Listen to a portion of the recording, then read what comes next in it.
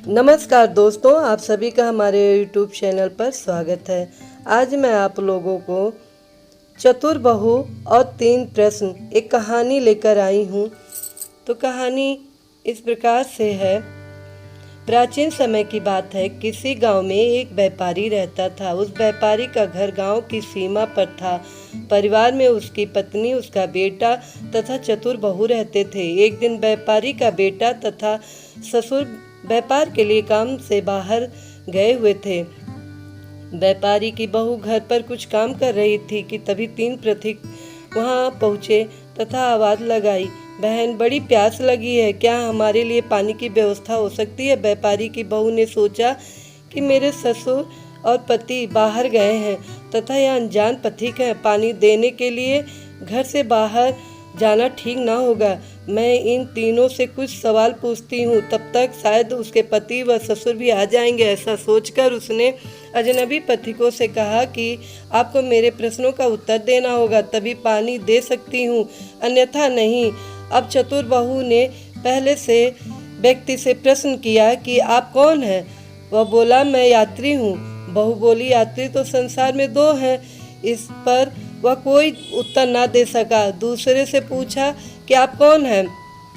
वह बोला, बहन मैं गरीब हूँ। तो वह बोली, गरीब तो 2 ही होते हैं।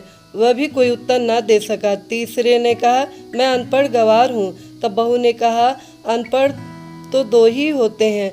अब वह निराश होकर जाने लगे। तब तक बहू को उसके ससुर आते हुए दिखे। यह देखकर उसने उन पथिकों को पानी के साथ साथ उनके लिए गुड़ व छाछ की व्यवस्था भी कर दी।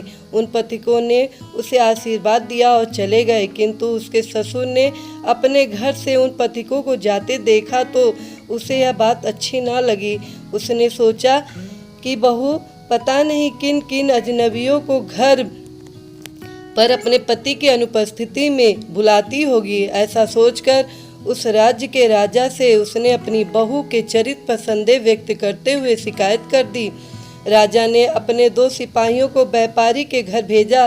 बहू ने उनसे कहा कि राजा ने किस रूप में उसे दरबार में बुलाया है, यह पूछ कर आओ।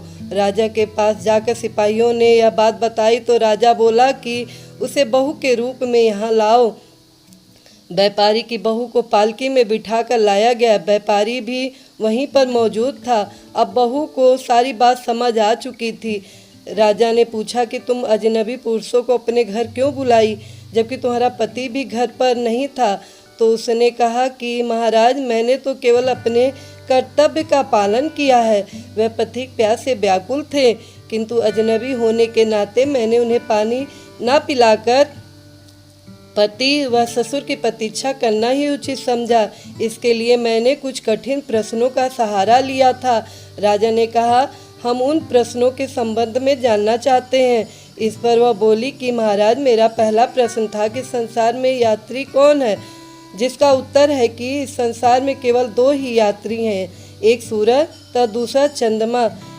यह दोनों प्रतिदिन यात्रा करते हैं। दूसरा प्रश्न कि गरीब कौन है, उसका उत्तर है कि गरीब 2 हैं, एक गाय और एक बहू। मेरे तीसरे प्रश्न का उत्तर है कि अनपढ़ व गंवार 2 हैं, भोजन तथा पानी, जो किसी के साथ भी कहीं पर भी चल देते हैं। ऐसा कहकर बहू बोली कि महाराज, एक और प्रश्न का उत्तर अभी अभी मुझे मिल गया। राजा आश्चर्य से बोला, वह क्या है, बताओ।